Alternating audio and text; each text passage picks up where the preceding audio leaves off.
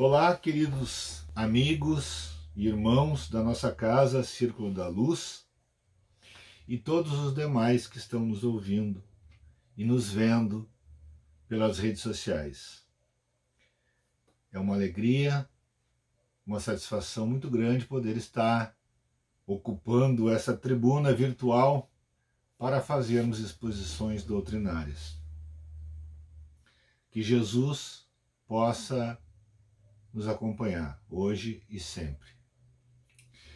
Queridos amigos, hoje então a incumbência foi de falarmos sobre uma questão crucial na doutrina espírita e na doutrina do Cristo, que é o livre-arbítrio.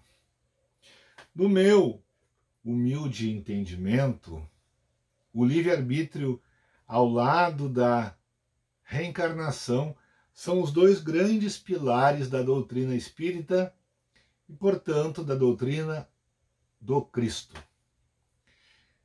Por quê? Através da reencarnação, Deus demonstra para os seus filhos todo o seu amor, concedendo uma nova oportunidade para que ele próprio resgate os seus erros, repare os erros e incentive as suas virtudes, os seus acertos espirituais nesse crescimento, nessa nossa caminhada evolutiva espiritual.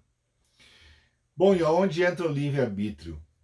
O livre-arbítrio é justamente outra grande demonstração do amor infinito de Deus pelas suas criaturas, porque ele, embora seja o Todo-Poderoso, a inteligência suprema, o Criador de tudo que existe, nos concede aos seus filhos a liberdade. E isso é um bem dos mais preciosos para a humanidade. A liberdade de pensar e a liberdade de agir. É óbvio que nós já começamos a antever que esta liberdade de pensar, de falar e de agir vai implicar em uma responsabilidade por uma outra lei universal, que é a lei da causa e efeito. Assim nós já podemos dizer que a semeadura é livre, mas a colheita é obrigatória. Então, se no exercício do nosso livre-arbítrio nós nos equivocamos, nós erramos, nós prejudicamos alguém,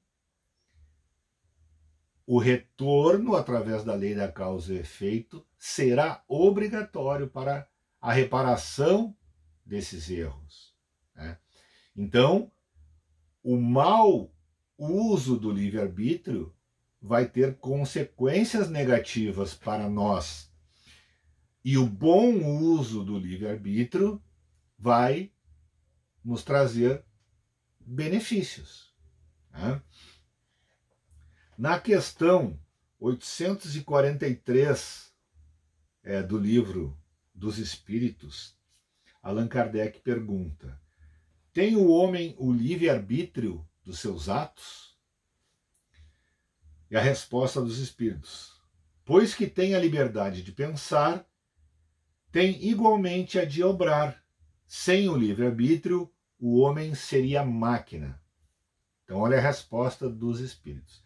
Sem o livre-arbítrio, o homem seria uma máquina. E Deus não nos criou para sermos máquinas, para sermos marionetes, para sermos autômatos. Ele nos criou para que nós tivéssemos a consciência. É por isso que Jesus Cristo nos disse certa feita: vós sois deuses. Portanto, agis como um Deus. Procure a perfeição, como perfeito é o nosso Pai. que estás no céu. Então, Deus nos criou como suas criaturas prediletas e nos deu a condição de nós chegarmos à perfeição. Esta é a grande lei de amor e de progresso que rege o universo. E isso não seria possível sem o livre-arbítrio. O que é o livre-arbítrio? É a liberdade de ser o árbitro, ou seja, de ser o juiz de si próprio. Então Deus, além de criar as suas criaturas e lhe dar-lhes um espírito, vejam bem, dotar as suas criaturas, os seus filhos, de um espírito, esse espírito tem a qualidade de ser livre. Não é um espírito cativo, não é uma máquina, é um espírito livre. Bom, o que a gente faz com essa liberdade? Nós podemos perceber que tem pessoas do nosso convívio que não sabem o que fazer com a liberdade, né? Então, essa é um outro ensinamento, né? A questão de o que fazer com o livre-arbítrio, né? Segue então. Portanto, o livre-arbítrio está intimamente ligado com a liberdade de ação e de pensamento, né? Porque o homem só é realmente livre no seu pensamento. Mesmo que se prenda um ser humano, mesmo que se castigue um ser humano, como às vezes a gente vê, prisões por pensamentos, né? Prisões ideológicas, prisões políticas pelo mundo afora, né? Torturas, e isso aconteceu muito na humanidade e ainda acontece nos dias de hoje. Jamais se pode prender o pensamento, né? Por mais autoritário que seja um ditador, por mais sanguinário que seja uma polícia, ou um judiciário, ou um ditador, você prende o corpo do ser humano, mas não se prende, não se aprisiona o pensamento, né? Não existe a condenação de fazer você parar de pensar do jeito que você quer. Então, se há um lugar onde todo ser humano é essencialmente livre, totalmente livre, é no seu pensar, né? Então, essa liberdade vai implicar em responsabilidade. E essa questão do livre-arbítrio também, ela contradita uma outra questão de que aqueles que ditam acerca do determinismo, acerca do fatalismo, acerca de que o destino do ser humano já está totalmente traçado desde o seu nascimento, né? Muitas ideologias, muitas pessoas professam esse entendimento de que Deus já nos traçou todo o destino, né? E também aquela questão de que Deus, e várias doutrinas religiosas professam isso, de que Deus, na sua criação, cria espíritos diferenciados, ou seja, além de criar os seres humanos e os animais e tudo que existe no universo, Deus teria criado seres à parte na criação, seres beneficiados da criação, que seriam os anjos, os arcanjos e os serafins, que seriam seres angelicais, criados já perfeitos para ficar ornamentando o paraíso e o céu. A doutrina espírita, por sua vez, pela a sua extrema racionalidade, é totalmente contrária a esse tipo de pensamento. Porque senão, isso vai justificar de que Deus escolhe as pessoas, de que Deus cria uns para ficar tocando harpa e ficar embelezando o paraíso, e outros para reencarnar na terra e sofrer. Então, já começamos a duvidar da própria justiça e, mais do que tudo, da equidade da igualdade com que Deus trata todas as suas criaturas. A doutrina espírita vai nos dizer que não existem seres à parte na criação. Deus, quando cria, cria todas as criaturas iguais e partem do mesmo princípio. Espíritos simples e sem nenhum conhecimento, ou seja, ignorantes, na verdadeira acepção da palavra, e aí se inicia a caminhada de todos, sendo que pela lei do progresso, todos chegarão à perfeição, uns mais rapidamente, outros mais lentamente. Pelo quê? Pelo uso e o exercício do seu livre-arbítrio. Cada um escolhe os seus caminhos.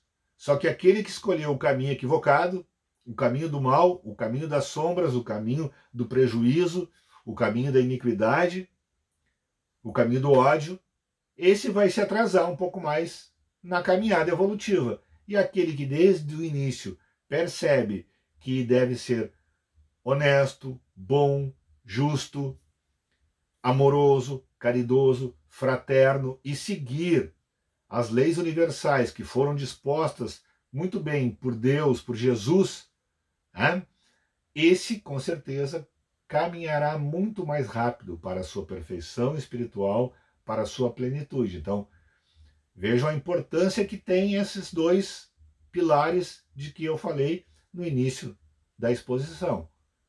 Reencarnação, que vai dando a oportunidade do ser imortal ir se aperfeiçoando, aprendendo em outra existência o que não pôde aprender numa só existência, e reparando erros de existências passadas. E tudo isso no uso do seu livre-arbítrio. Porque com o livre-arbítrio, o ser humano, podendo ser o senhor das suas escolhas, ele também vai poder ter o mérito dessas mesmas escolhas. Então, se o ser humano, através da sua liberdade de pensar, de falar e de agir, escolhe maus caminhos e tem más consequências em virtude disso, esse demérito está unicamente na conta dele, não na conta de Deus. Deus não tem nenhuma culpa nessa história. Como a gente costuma dizer. Por que Deus fez isso comigo, né? Por outro lado, se esse espírito usou bem do seu livre-arbítrio e fez boas escolhas e agora colhe os méritos desta vida boa, pacífica e serena, ele é também o responsável por esses méritos. Então, sem o livre-arbítrio, se Deus já tivesse escolhido todo o nosso destino, nós seríamos marionetes, nós seríamos máquinas, como diz Allan Kardec. E não é isso que Deus quer para nós. Deus não criou nenhum anjo nem arcanjo. Se hoje existem essas figuras angelicais, se tratam de espíritos criados como nós e que já passaram por todos os caminhos da evolução, como nos diz a doutrina espírita, e têm os seus próprios méritos de terem chegado lá. Então, a ideia, digamos assim, reitora do universo e de Deus é exatamente essa, de que nós tenhamos mérito por nossas ações. Não é assim que a gente fala, hoje em dia não se fala em meritocracia no serviço público, meritocracia no serviço privado, ou seja, os funcionários, dos servidores ou dos alunos que se destacam dos outros por seus méritos. E essa é uma questão justa. Quem mais se esforça, quem mais trabalha, quem mais estuda, quem mais lê, quem mais desempenha melhor as suas funções, merece muito mais méritos do que aquele que não. Não há dúvida. E é assim que funciona também a justiça divina. Então, meus irmãos, para a doutrina espírita não há destino, não há predestinação, não há sorte nem azar. O futuro é construído por nós mesmos todos os dias, através de pensamentos e ações. O espírito escolhe e determina o seu caminho, exercitando uma característica indissociável do ser inteligente, que é o livre-arbítrio. Aliás, essa temática do livre-arbítrio é uma temática debatida por todas as teologias religiosas do mundo, né?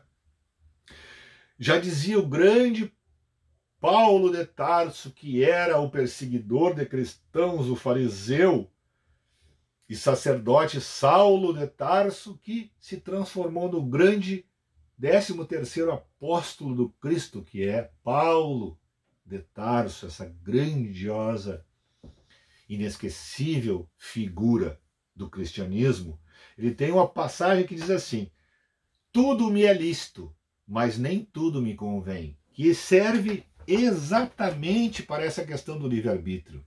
Aliás, ele estava justamente falando aos coríntios sobre o livre-arbítrio. Então, olha o entendimento dele. Tudo me é lícito significa que Deus nada proíbe aos seus filhos, absolutamente nada.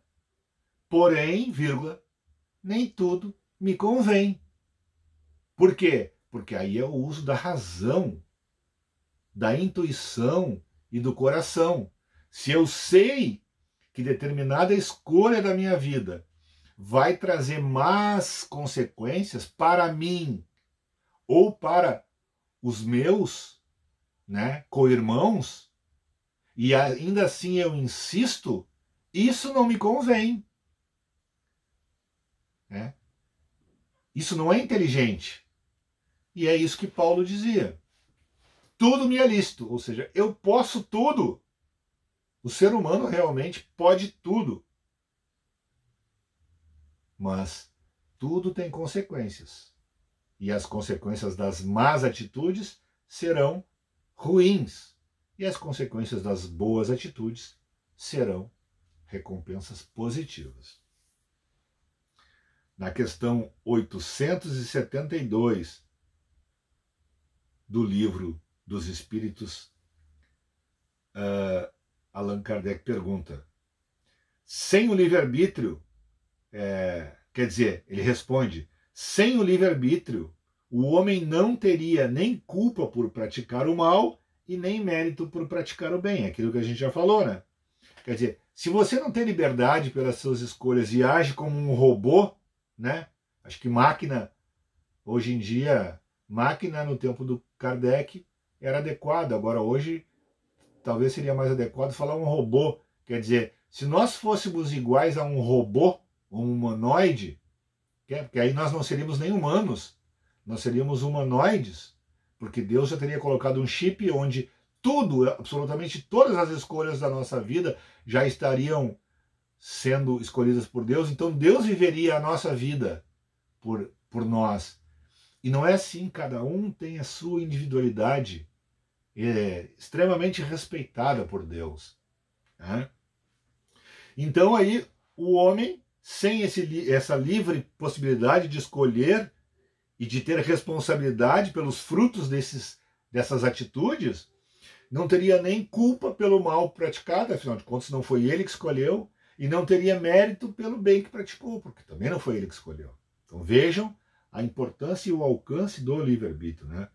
Haroldo Dutra também nos diz que a pauta é de Deus, mas as notas são nossas. Então, comparando com uma pauta musical, ele nos diz o seguinte, que é claro que Deus estabelece alguns limites.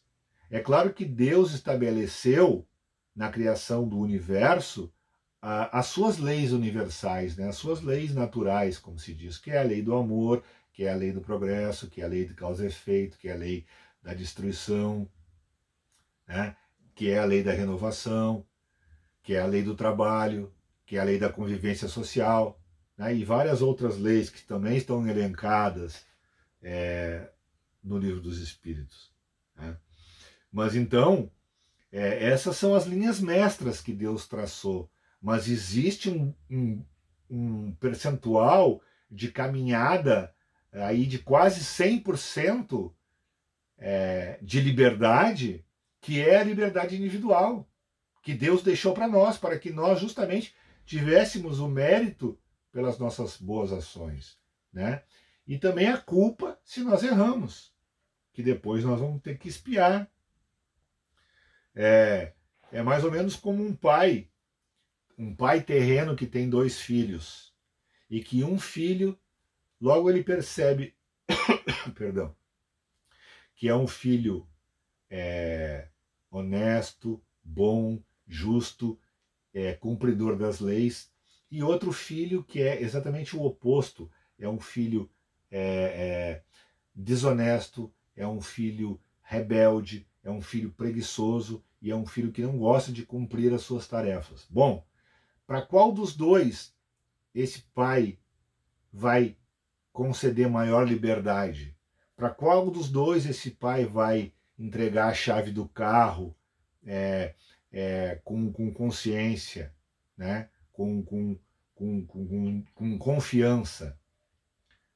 Então, nós podemos transpor isso para um plano muito maior, que é o plano de Deus, assim como Jesus chamava Deus de Pai, né? E nós todos de filhos, irmãos de Jesus. Então, assim também funciona a justiça divina com relação ao livre-arbítrio. Quanto mais nós formos cumpridores das leis de Deus, quanto mais nós formos cumpridores das leis morais, né? Fraternos, caridosos, honestos, trabalhadores e tudo mais, né? Cumpridores de todas as leis dos homens, de Deus, mais nós passamos a ter liberdade, a real liberdade, gozar de plena liberdade, né? De um filho justo de Deus. E quanto mais nós formos descumpridor dessas leis, menos liberdade efetiva nós vamos ter, porque nós vamos ter a consequência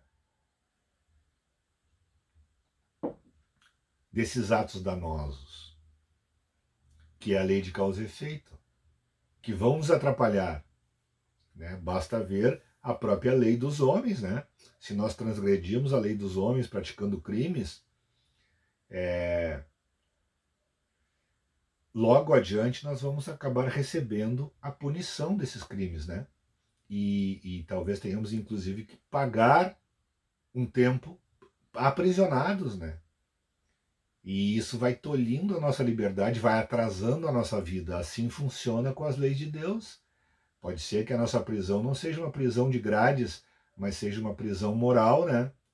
É do remorso, da culpa, das doenças, né? Dos infortúnios que a vida nos apresenta, mas tudo isso não é culpa de Deus, tudo isso é consequência das nossas atitudes. É isso que nós temos que entender. E o livre-arbítrio implica justamente nisso, na responsabilidade. A doutrina espírita, ela troca, ela transmuta a noção de pecado por noção de responsabilidade pelos atos. Nós temos que ser e somos responsabilizados pelos nossos atos. Então, o livre-arbítrio, meus irmãos, é a autodeterminação que se vai aperfeiçoando com o crescimento moral do espírito, do ser, ao contraponto do livre-arbítrio com a influência dos espíritos, né?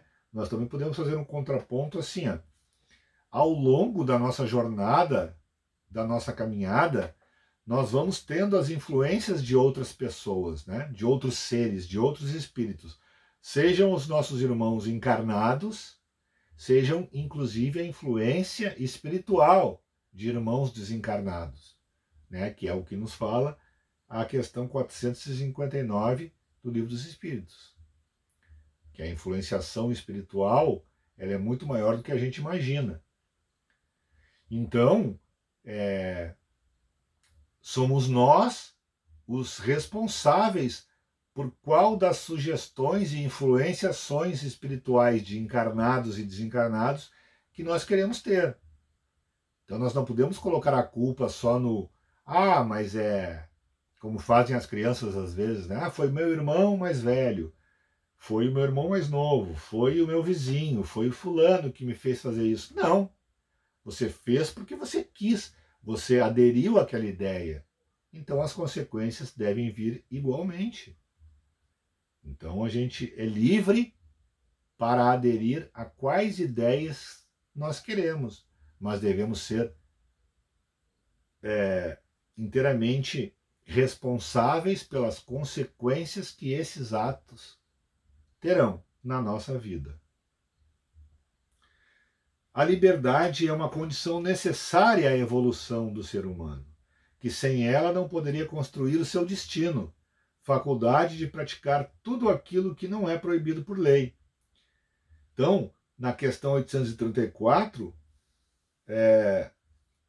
os espíritos também respondem: é pelo pensamento que o homem goza de uma liberdade sem limites, porque o pensamento não conhece entraves.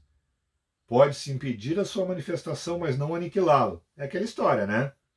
Pode-se prender um corpo, pode-se torturar um corpo, mas jamais o pensamento. O pensamento sempre é livre. Também na questão 844 do Livro dos Espíritos. Perdão.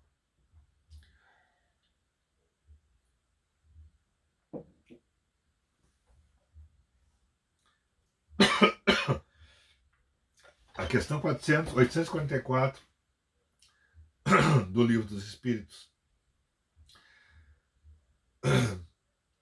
Do livre-arbítrio goza o homem desde o seu nascimento? Então aqui é uma outra questão, pessoal, muito interessante. Comparando o homem a uma criança. E a pergunta de Kardec é o seguinte: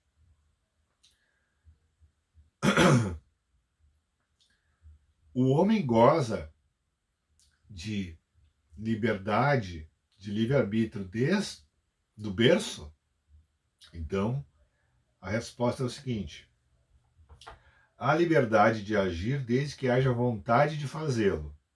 Nas primeiras fases da vida, quase nula é a liberdade, que se desenvolve e muda de objeto com o desenvolvimento das faculdades. Estando seus pensamentos em concordância com o que a sua idade reclama, a criança aplica o seu livre-arbítrio àquilo que lhe é necessário. Portanto, a resposta é perfeitamente racional. Uma criança tem livre-arbítrio? Depende. Um bebê não tem livre-arbítrio. Uma criança de 2 anos tem livre-arbítrio? Também, muito pouco. Talvez de pedir comida, de chorar, de pedir para ir ao banheiro. Não, são essas pequenas coisas que uma criança tem o livre-arbítrio. Então a gente já consegue perceber que o perfeito exercício do livre-arbítrio necessita também de uma perfeita consciência do ser, do que ele representa e do desenvolvimento das suas faculdades, da sua inteligência e do mundo que o cerca. Então é óbvio que o livre-arbítrio também se desenvolve na criança quando ela vai despertando. E é óbvio que o livre-arbítrio só vai ser pleno quando se tem liberdade plena. Por exemplo, na lei brasileira, até os 18 anos, o jovem é incapaz ainda, né? Ele não é capaz de tirar uma carteira de motorista, ele não é capaz de ser responsabilizado criminalmente, ele não é capaz de votar, é apenas facultativo, né? Mas então assim, e antes era 21 anos, então se prevê uma idade de maturação psicológica para que a pessoa humana, o ser humano, entre na fase adulta, que no Brasil é 18 anos. Então, é mais ou menos a idade da fase adulta que o livre-arbítrio começa a ser exercido em toda a sua plenitude. E aí sim também a própria responsabilidade integral por seus atos conforme a justiça divina. Pois a própria justiça dos homens prevê, né, uma potencialidade da ilicitude dos atos praticados, né, a consciência da ilicitude. Então, se a própria humanidade, a própria lei humana prevê para punir os crimes que a pessoa esteja responsável inteiramente pela consciência dos seus atos, a justiça divina, que é perfeita, também leva em consideração a consciência sobre esses atos, né? Então são duas formas, analisados em cada encarnação. Enquanto criança, o ser humano não tem plena responsabilidade pelos seus atos. Só depois da fase adulta que ele pode exercer plenamente o seu livre-arbítrio e ser, então, culpado pelos seus atos ruins e ter os seus méritos elogiado pelos seus atos positivos, né? E também em cada encarnação, porque nós sabemos, e muitos palestrantes espíritas já nos dizem, que nós somos crianças espirituais, né? Nós somos crianças espirituais. Na etapa da evolução, estamos mais perto do ponto de partida do que do ponto de chegada. Então isso significa que o livre-arbítrio é algo que vai se aprimorando. E quanto mais inteirado sobre as leis do universo e as leis de Deus, mais livre é o homem. Por isso que um espírito puro goza de plena liberdade, né? Deus já dá a chave do carro para o espírito puro, porque ele sabe que esse espírito não vai praticar nenhum ato contrário às suas leis, né? Então, parafraseando, é mais ou menos isso. Então, já indo para o final, o livre-arbítrio, nós já entendemos que é algo que vai se expandindo e vai se aprimorando.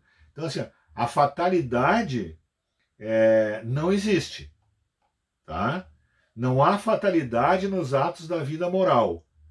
No que concerne à morte, é que o homem se acha submetido em absoluto à inexorável lei da fatalidade. Então, pela doutrina espírita, só há um momento em que o ser humano não pode fugir da fatalidade, que é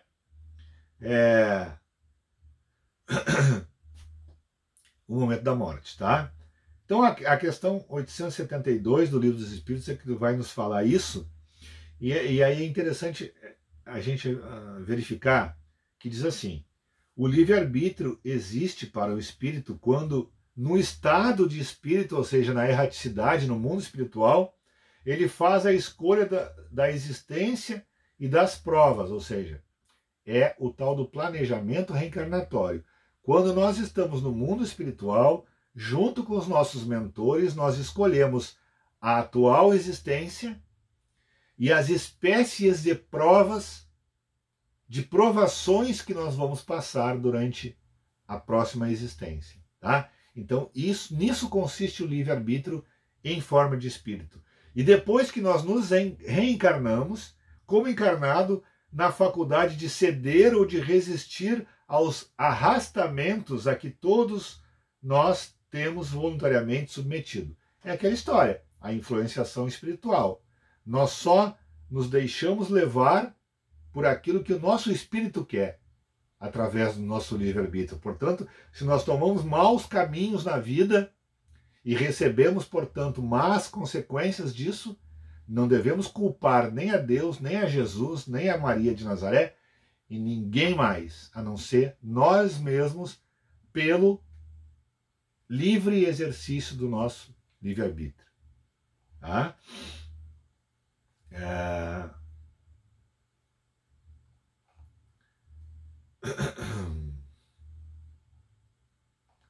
Então, para o finalmente, assim, tem aqui um texto de Deolindo Amorim, que ele vai nos falar assim: o livre-arbítrio aumenta à medida que o espírito se adianta, não apenas em conhecimento, mas principalmente em moralidade. Contrariamente, o determinismo é mais forte quando o espírito é mais ignorante ou grosseiro. Há espíritos que cedem à matéria quase que totalmente, ou vivem, a bem dizer, em função da matéria. Enquanto há outros que, embora sujeitos aos órgãos físicos, lutam constantemente e chegam a neutralizar umas tantas necessidades pelo idealismo, pela pureza de pensamento, pela fé e pelo desejo ardente de se melhorarem. É o jogo do determinismo versus o livre-arbítrio. Vence o mais espiritualizado. Então, portanto, é o seguinte, é o determinismo, tá? Então, como é aquilo que nós havíamos falado, nas etapas iniciais do espírito, da caminhada evolutiva do espírito, nós estamos mais sujeitos aos efeitos da matéria, aos efeitos da carne, né? E quanto mais nós vamos evoluindo, mais nós vamos libertando do materialismo, dos efeitos do mundo material e vamos nos espiritualizando. Quanto mais nós vamos nos espiritualizando, através do nosso livre-arbítrio, nós vamos efetivamente conquistando a paz interior, o reino de Deus prometido por Jesus, a elevação espiritual. Mas é justamente através das provas do mundo material, através do exercício do livre-arbítrio.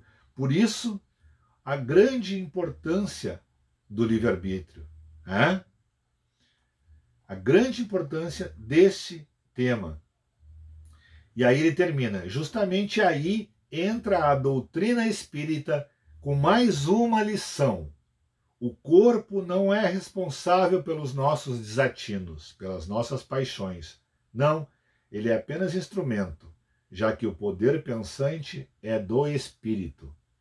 Então, irmãos, que nós possamos, através dessas breves reflexões, percebermos o quanto é delicado, o quanto é importante essa temática do livre-arbítrio. E através do Evangelho deixado pelo Mestre Jesus, nós possamos, em cada uma das pequenas ou grandes escolhas que nós temos que fazer durante as nossas existências, podemos estar sempre com o coração tranquilo, a mente serena, para escolhermos o melhor caminho, o caminho de Deus, o caminho do amor, o caminho da justiça celestial, do qual nós não vamos nos arrepender, ao contrário, do qual nós vamos receber acréscimos de misericórdia divina.